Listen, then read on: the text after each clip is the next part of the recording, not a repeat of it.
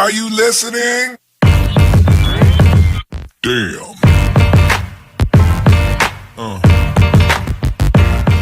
Yeah. Another episode of Trash Talk. I'm Damion Hill. With me, as always, is TJ O'Connor. Tonight we have Jordan Clark fighting out of Pura Vida, getting ready to fight for LFA 82 going down at Mystic Lake Casino. Trash Talk is brought to you again by Spartan Martial Arts, Valhalla Combat Sports, Ink Drinks Tattoo out in New Brighton, Minnesota, The Fighters, Origin Wellness CBD, James Clark Sports Psychology and Hypnosis Therapy, and TJ's mom. How are you doing tonight, Jordan? Not too bad, guys. How y'all doing? Doing good. No complaints over here. Yeah, no, I'm doing great. Appreciate you taking the time to talk with us. Like Damion said, fighting February 21st for LFA. Is this your first LFA fight, I believe?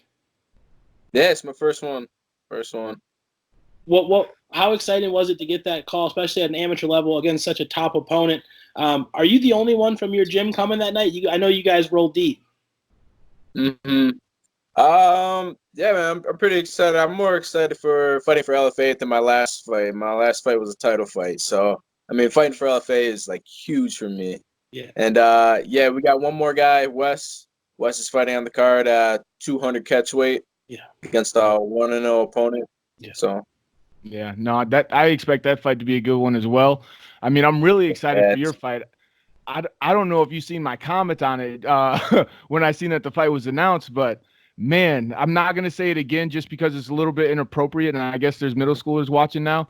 But it gets a part of my anatomy gets really excited when I saw that fight was announced. I know a little bit about Nick and his background, and I also know a little bit about yours. That you're a wrestler, started training at 21, got into fighting. Man, I had a rough go the first fight, but then been on a tear since then. 4 fights, 3 finishes, 3 rear naked chokes, all in the first, second, and third round, proving that you can finish a fight at any time. I think that's really impressive. Plus, Nick also has a background in amateur boxing and kickboxing, and honestly, I think the stylistic matchup is just amazing because it's hard to explain because I really like your style when you're fighting. I don't know, I don't know if you do it on purpose or not, but you heard of the Philly shell, like where a shoulder's kind of a little bit higher when you lean back, and then you use the Philly shell perfectly to set up takedowns. That's one thing that I really admired about your fighting style. Oh man, I kind of lost myself in a question just talking about how excited I am about this fight and this matchup, dude. Like I'm just a fight fan. So yeah, I don't have a question. That was it. Well, yeah. I appreciate it, man. I'll take the handoff there because, like Damion said, this is a very exciting fight. Stylistically, the matchup is good. What do you know about Nick? When did you get the call for this fight, and how's preparation been leading up to this fight just over 2 weeks out? What I don't know about Nick, he's got a pretty good striking. I've seen his kickboxing and Muay Thai fights, and man, dude's a monster. He's ready to go out there and scrap. So that's pretty much what I know about him. I know he's all right on the ground. Yeah, I know he's got a blue belt, so I mean he's all right. And yeah, what was the second half of that question? I forgot. Just when did you actually get notice of this fight, and what's preparation in camp been like leading up to it? Oh, okay. Probably about 3-4 weeks after my title fight. I had a fight down in Ohio, but that got canceled for some random reason. Then like 2 days after that got canceled, I got word of this one, and it was, sign the papers. Let's go. That's a blessing. Yeah. For real. Let's fight LFA. Hell yeah, let's go. Oh hell yeah! Not too much convincing. And what's training camp and everything been like? I mean, going after one fight, having a fight already, and then again canceled, and then getting this opportunity right now. Did you take any days off since your last fight? I took about a week off after my title fight. Other than that, I'm always in the gym. I'm always working. And once I got the call, I started doing a little more cardio. Otherwise, it's about the same thing. Coming to practice every day, kickboxing, wrestling, jiu-jitsu, sparring on Saturdays. It's about the same thing, just a little added work in the gym.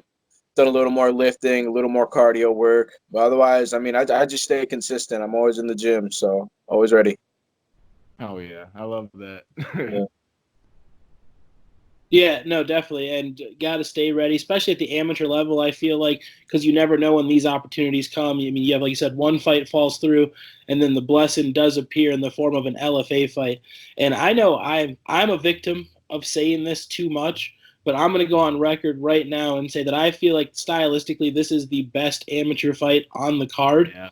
I feel like you guys are both just alpha young, in shape guys who don't. It doesn't matter where this fight goes. I feel like this is going to be one of those old school Western fights where they're just kind of rolling around and there's a cloud of dust coming up everywhere. Without giving away too much of a game plan or an idea, what do you have to bring to the cage with you on February 21st to get your hand raised? I mean, I bring it on, man. I feel like I'm pretty well rounded. Obviously, I got a good ground game. I feel like my stand-up has not been shown that much. I think that's going to be surprising to a lot of people, especially to Nick. I mean, I got hands, and if I get comfortable with them on the feet, it's going to be a scrap. So, Dude, okay, one of the things, like you said that you haven't shown it off yet. Dude, like the combination, because like my favorite style is boxing, wrestling. The combination of the two and learning and knowing how to use your punches to set up your takedowns, and then also knowing how to evade and use your head movement to set up takedowns. And you have pretty fucking good head movement and some really good wrestling to go with it. So I think the combination of both it really suits you. And I really can't wait to see you show off your hands a lot more, because I already can kind of see a lot of potential there. Now, when you got done wrestling and started thinking about getting into MMA, was it something that was already on your mind before you actually ever walked into a gym? I mean, or even thought about maybe I should walk into a gym? no. I wanted to go to college and wrestle, but my dumbass couldn't get into any college.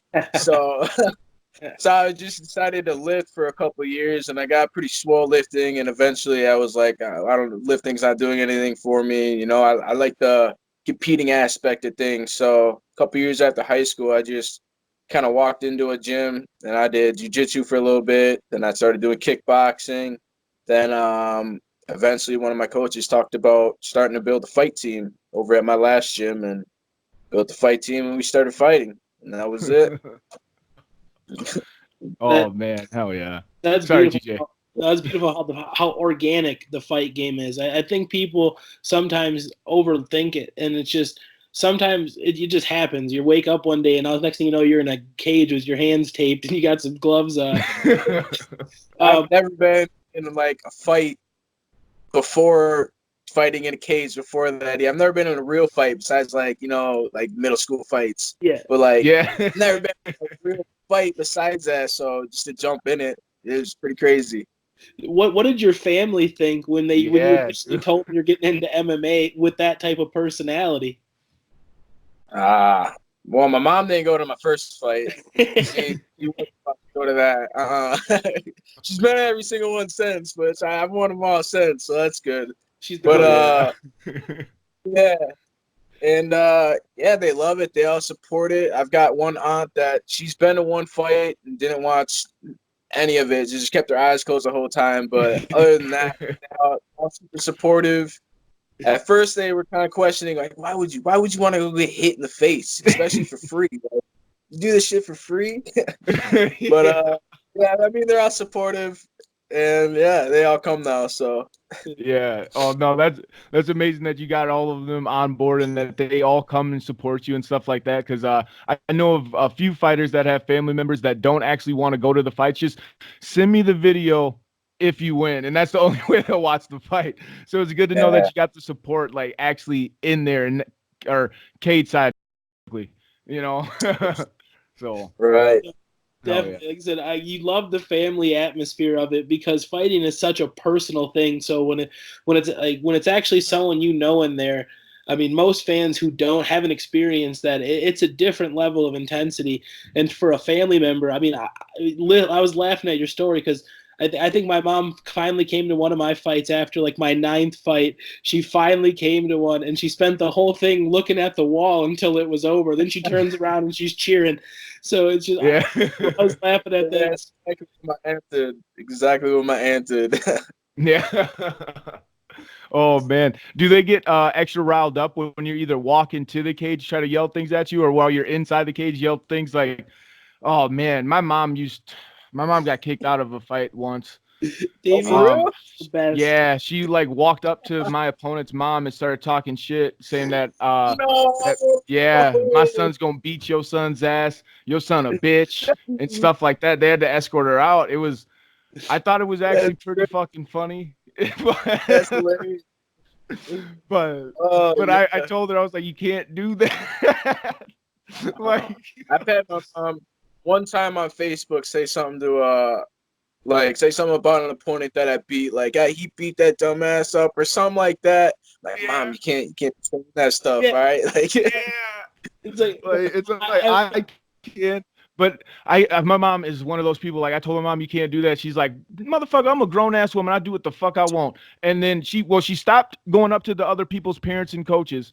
What she would do is like place herself in within earshot of them and just yell really loud and offensive shit. And man, it was I don't know. It was really fun for me because I was like, I can't make my mom look stupid. So no. right. But Hey, I love that. I love when my friends and family are there. I love when like my friends come and they get all hammered beforehand. They're shouting my name as I'm walking out. Yeah. I love that shit, man. Like, there's like it just feels so good to hear that. It's awesome.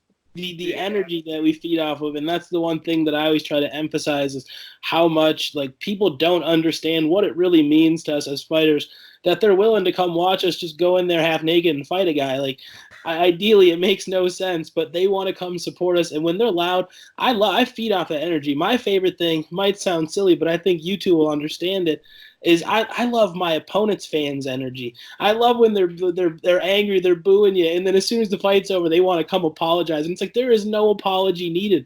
That's your job. Your job tonight was to support your friend. So if I'm the guy feeling it, so it's just the energy of the fans is what makes fights what it is. I mean, we've all seen fights with no commentary, and you're like, this is silly. But when you're there live, the energy, the fans, they bring it just like they are at LFA 82. February 21st at Mystic Lake Casino, just to bring it back on track.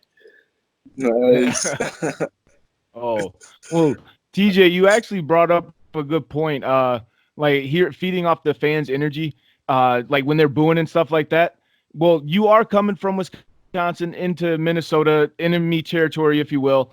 Do you feel, or how do you feel you're going to react to that if there are any boos? I mean, he's a pretty decent guy, and I'm pretty sure his fans are, but when alcohol's involved, things get said. Yeah, that's cool. I mean, I don't know if you guys saw my last fight or not, but yeah. I fought in I fought in Stevens Point. He was from Stevens Point, so he was a hometown guy. I was the first one to walk out. It was crickets, just me and my song playing. And he walks out, and they're chanting his name as he's out. They were chanting his name in the first round. And I mean, and there's no better feeling than that, feeding off that energy and like putting someone away in their hometown in front of their friends and family is like, man, forget all that shit. Like, I just want to embarrass you in front of your friends and family. Like, no disrespect, but man, I love that. Like, let me fight in enemy territory every time. You know? Dude, that was a perfect fucking answer, dude. And I love that. Like, cause I'm getting even more and more excited about it already, dude. Like, oh, I love the fight game. Sorry, TJ, I know you were about to say something. No, I love that energy feeding off of it. Just your understanding of this, and going into the hometown territory, because that's definitely something that, especially going with Damion traveling all over the country, is something that we experience. Being booed by everybody, letting the crowd have it. You know what I mean? So feeding off that, it's an excitement that most people wouldn't understand. Just before we wrap this one up here tonight, because I know it was kind of a wonky one. But just before we do, I always like to give a platform, just open shout out, thank any teammates, sponsors, anybody outside of the gym that's been there for you that deserves a shout out. I got no sponsors that I'm working on them right now, but I want to give Hannah Sarah. I want to give Hannah a shout out. She's been at every one of my fights, all my jiu-jitsu competitions. Thank you, much love, and yeah, thank you, friends and family who support me every time. So thank you guys. Oh yeah. Well, to people watching, make sure to reach out to the fighters. Get your tickets. Be there February 21st at Mystic Lake Casino. Hit that subscribe button. Like this video. Do not be a hoe. Trash talk with Damion and TJ, you guys.